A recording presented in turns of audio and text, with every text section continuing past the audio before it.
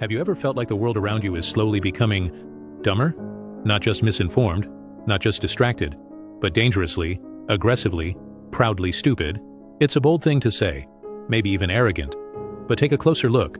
Scroll through your feed, sit through a political debate, watch the news, observe how critical thinking is mocked, how outrage is monetized, and how people are rewarded, not for seeking truth, but for parroting whatever narrative gets the most applause. Something is happening. Something that's not just annoying or inconvenient. Something that, if left unchecked, could unravel the very fabric of human progress. And here's the terrifying part. It's not a glitch in the system. It is the system. Carl Jung once said, "People will do anything, no matter how absurd, to avoid facing their own soul." What if the epidemic of stupidity isn't just a lack of intelligence, but a psychological defense mechanism? A collective avoidance of pain, responsibility, and inner truth. Because stupidity, in its most dangerous form, isn't the absence of knowledge. It's the rejection of it. It's not just a failure to think. It's the refusal to. And like any virus, it spreads, silently, subtly, systematically. Not through coughs or blood, but through memes, groupthink, fear, and convenience. And once it's in, once it infects a culture, a system, a mind, it doesn't just lower the IQ. It kills the will to question. The mechanism of infection. So how does it spread? Imagine this. A person is overwhelmed by complexity, politics, economy, morality, identity. Instead of digging deeper, they latch onto the first simple explanation that makes them feel righteous. It doesn't have to be true. It just has to be easy. And just like that, they're hooked. Not to a belief, but to a feeling. A feeling of certainty, of belonging, of being on the right side. This is how stupidity begins, as a psychological shortcut, a form of emotional self-soothing.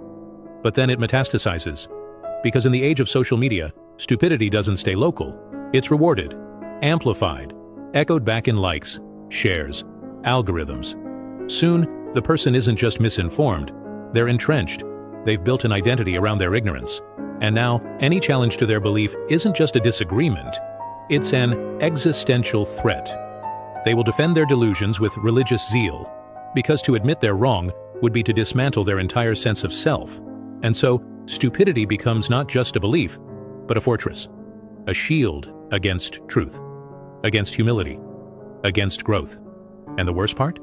They think they're the enlightened ones. Why intelligence isn't the cure. Here's where it gets worse. You might assume that the antidote to stupidity is intelligence. It's not. In fact, some of the most dangerous forms of stupidity come from highly educated, articulate, powerful people. Because when intelligence is unmoored from wisdom, it becomes a tool for self-justification. A weapon of ego. As Jung warned, the greater the intellect, the greater the capacity for self-deception. Think of it this way. A dumb person might stumble into error, but a smart person can build an entire worldview to protect that error and make it look noble. They can gaslight millions, legislate dysfunction, and never question themselves. Because their intelligence doesn't serve truth, it serves identity. So don't be fooled by credentials or vocabulary. Stupidity isn't about mental capacity, it's about moral cowardice. The refusal to look in the mirror, the refusal to ask, what if I'm wrong? The comfort of herd mentality. Now here's where the virus goes viral. The average person doesn't want to think for themselves. Not because they can't, but because it's exhausting, risky, isolating. And so they outsource their thinking to the group. They say what their tribe says, believe what their friends believe, parrot what the influencers preach. Because belonging feels safer than truth. This is the true genius of the mind virus. It doesn't need to convince you, it just needs to convince your environment. Once stupidity becomes normal, intelligence becomes rebellion. And rebellion is punished. You'll be mocked, isolated, labeled, canceled. Not for being wrong, but for asking the wrong questions. In such a world, truth becomes treason, and treason must be silenced. Why the smartest stay? Quiet. Have you noticed how many intelligent, insightful people have gone quiet? They've left social media, avoid public debates, withdraw from the noise. Not because they don't care, but because they've learned a painful truth. You can't argue with someone who's addicted to being right. You can't help someone who confuses ignorance with identity. And you can't save a society that punishes doubt and rewards performance. And so, the thinkers retreat. The wise grow silent. The noise takes over. and the virus wins, not with violence, but with volume, not with oppression, but with distraction. And eventually, the society that silences its truth-tellers will wake up in the ruins of its own echo chamber, wondering how it all fell apart. But by then, it will be too late. Unless you resist, unless you recognize the signs of infection, not just in others, but in yourself. Because the virus is seductive, even noble. It hides behind causes, behind outrage, behind moral certainty.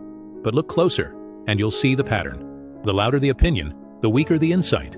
The more aggressive the certainty, the more fragile the ego. The more viral the message, the more likely it's designed to bypass thought and trigger emotion. And the only cure for that is awareness. Stupidity, in Bonhoeffer's words, isn't just an intellectual failing. It's a deeply social disease. And what fuels this disease more than anything else is structure, not ignorance, not genes. Structure, systems of power, systems of influence, institutions, hierarchies, bureaucracies.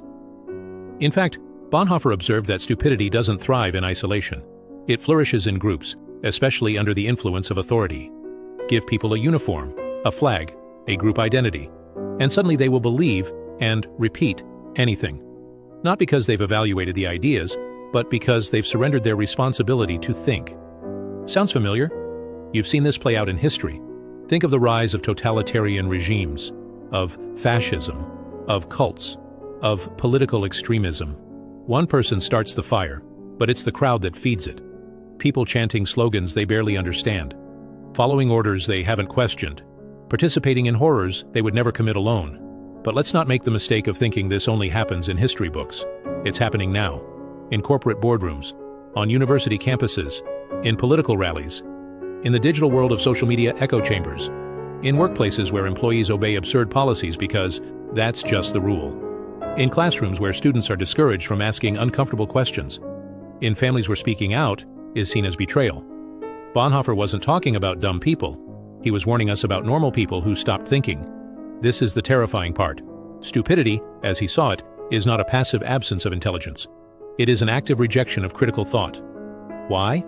Because critical thinking is dangerous to group harmony, to the illusion of order, to the egos of those in charge. So, what do these systems do? They reward conformity, punish curiosity. They confuse loyalty with silence. They blur the line between being agreeable and being mindless. People learn to shut up, to nod, to smile, to say, well, that's just the way things are. They surrender not just their voices, but their minds. And the scariest part? They feel safer this way. Because independence feels risky. It means standing out. It means facing rejection. And systems, by design, make standing out painful. So we fold ourselves in. We hide our questions. We mimic the language of the group. Not because we believe, but because we fear what will happen if we don't. Social psychologist Solomon Asch once demonstrated this in a famous experiment. Participants were shown obvious facts, simple lines of different lengths, and were pressured to give the wrong answer just because the group did. Many did. They saw the truth but denied it aloud. Sound familiar? We've all seen this in meetings, in classrooms, online threads, where someone bites their tongue to avoid backlash, even when they know something isn't right. Where silence is mistaken for agreement, and noise becomes truth. Where clapping along becomes a survival tactic. And in that moment, stupidity becomes institutionalized. But let's be clear, this isn't a conspiracy. It's not some hidden cabal pulling the strings. It's far more terrifying. It's automatic, a function of how humans are wired to belong. We want to be accepted. We want to feel safe. We want to avoid conflict. So we follow the path of least resistance. And when enough people do that, stupidity becomes the culture. Bonhoeffer described this with painful clarity. He said that once stupidity takes hold, trying to argue against it is futile. You don't just deal with a lack of facts. You deal with a person who has surrendered the ability to evaluate facts. So, they laugh when you speak truth. They roll their eyes. They accuse you of being negative, difficult, or too serious. They don't respond to your arguments. They respond to your tone, your delivery, your vibe. As if truth were a popularity contest. Have you ever felt that? That creeping sense that you're not debating ideas anymore? You're managing egos? That pointing out the obvious suddenly makes you the problem? This is the second stage of the mind virus, inversion, where clarity is threatening and stupidity becomes socially rewarded, where it's cooler to mock than to understand. safer to conform than to question, more profitable to manipulate than to educate. And here's where the danger multiplies. Stupidity doesn't stay confined to one area. It seeps into everything. The workplace becomes about looking productive, not being effective. Education becomes about memorizing answers, not asking better questions. Media becomes about confirming beliefs, not exploring perspectives. Relationships become about saying what's expected, not what's real. Soon, you're no longer living, you're performing. And deep down, you know it. But to break free would mean disruption, losing comfort, losing belonging. So you stay. And this is the brilliance of stupidity. It doesn't need to convince you. It just needs to exhaust you. Until you give in. So, what do we do? The answer isn't just more education. Remember, stupidity is not the absence of information. It's the absence of reflection. The courage to stand alone, to question sacred cows, to endure discomfort. It's the practice of thinking out loud in a world that wants you to think in echoes. Bonhoeffer believed that freedom begins with the individual's inner clarity, a moral compass unshackled from popularity, a loyalty to truth, not to convenience. He didn't say this lightly. He lived it. In Nazi Germany, he didn't just write essays about courage. He became courage. He resisted the regime, spoke out, took a stand, and he paid for it with his life. But even in prison, even as he awaited execution, Bonhoeffer never stopped thinking, never stopped writing, never stopped warning the world. Stupidity is not passive. It is a force, one that grows when we stop resisting it. And that's the challenge before us. Will we choose ease over clarity, groupthink over truth, silence over meaning? Or will we pause, even now, and ask, what ideas have I accepted just because they were easy? What beliefs have I stopped questioning because they made me feel safe? What systems have I obeyed not out of principle, but out of fear? Bonhoeffer's legacy isn't a call to rebellion. It's a call to remember. Remember who you are when the crowd gets loud. Remember what matters when approval feels addicting. Remember that thinking, truly thinking, isn't comfortable. It's a radical act of freedom. There's something terrifying about crowds, not just in their physical presence, but in their psychological weight. Dietrich Bonhoeffer saw this clearly. He believed that the most dangerous force in any society isn't malice or evil, it's unthinking obedience. And nothing produces that more efficiently than the crowd. Why? Because the crowd does something to the individual that no tyrant, no ideology, no propaganda can quite replicate. It dissolves responsibility. When you're in a crowd, you stop being you. You become we. And in that shift, something is lost. Your voice, your conscience, your doubts. Suddenly what matters isn't what's right or wrong. It's what keeps the group intact. You've seen this before. In high school, when someone bullied a weaker kid and everyone laughed. Not because they were cruel, but because no one wanted to be the one who stood out. In the workplace, when your team made a terrible decision and you stayed silent, not because you agreed, but because the consensus was too loud.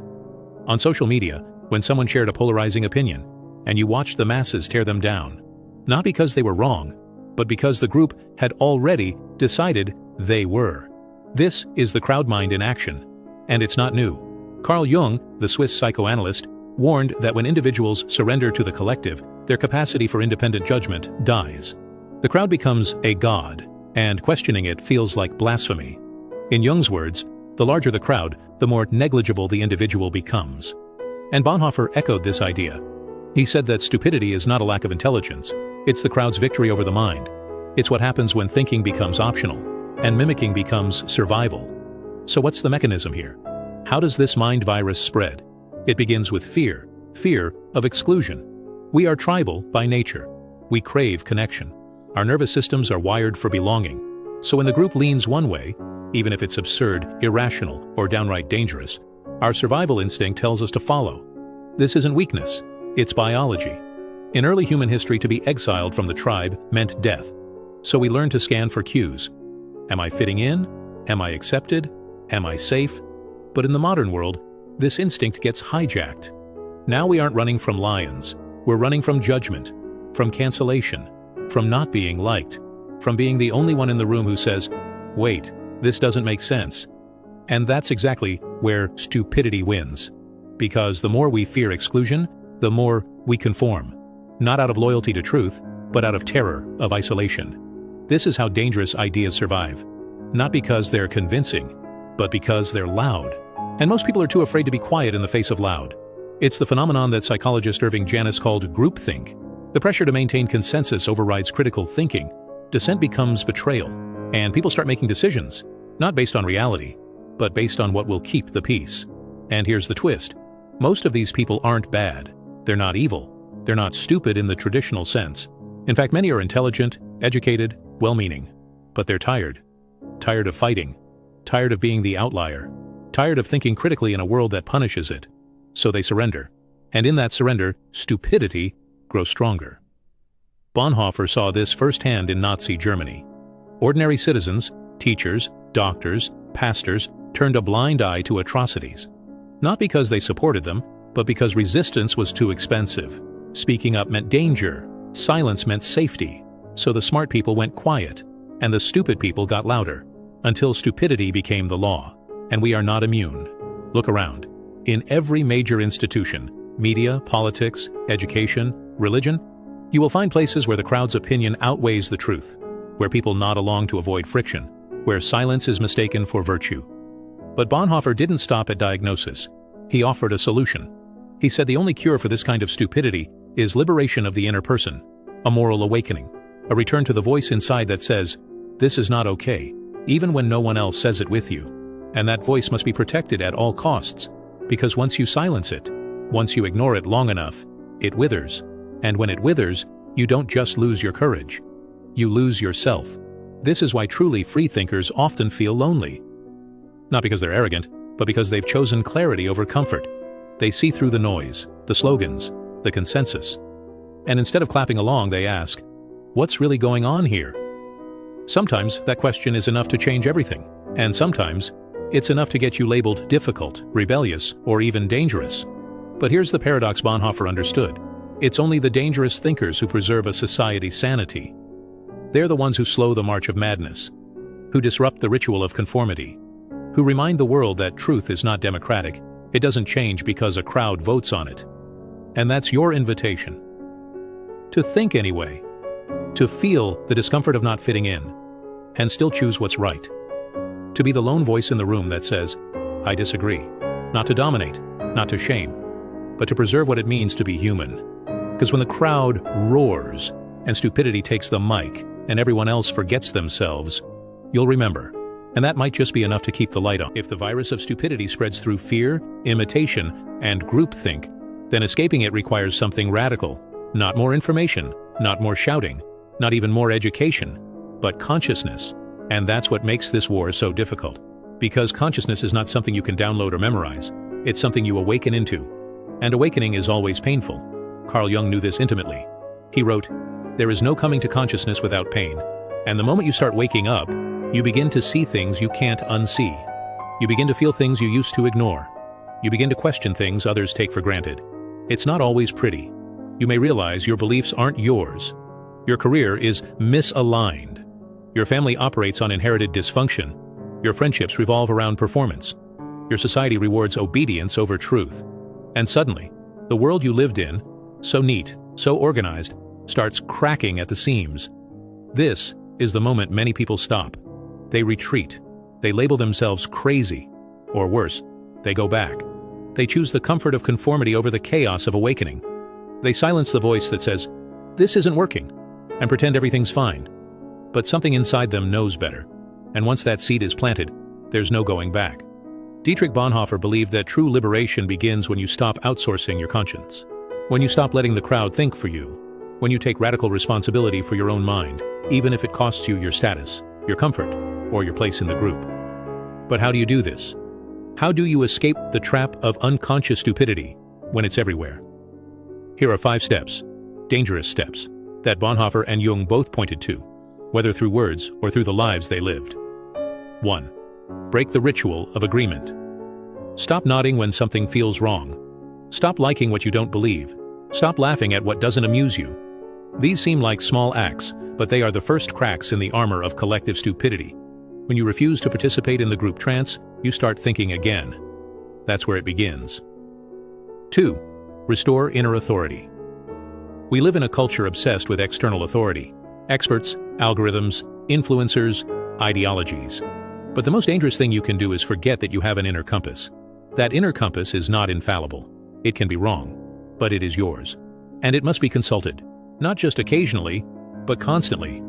Jung called this individuation, the process of becoming fully yourself, not a copy, not a tribe member, but a unique expression of consciousness. That means listening to the quiet voice within, even when it whispers something unpopular. 3. Cultivate discernment, not cynicism. It's easy to swing from blind faith to blind skepticism, to go from believing everything to trusting nothing. But the goal is not to distrust, it's to discern. Discernment asks, what's true, and what just feels good to believe? It questions motives, checks sources, pauses before reacting. It's slower than outrage, quieter than virtue signaling, and much harder than scrolling. But it's the only way to stay sane in a culture built on noise. 4. Prepare to be alone. The moment you stop mimicking, you'll feel it. Distance. People may accuse you of arrogance, negativity, or being too intense. You'll be told you're overthinking, too sensitive, or not fun anymore. And that's when the test comes. Will you betray yourself to stay connected? Or will you accept the loneliness that often comes with truth?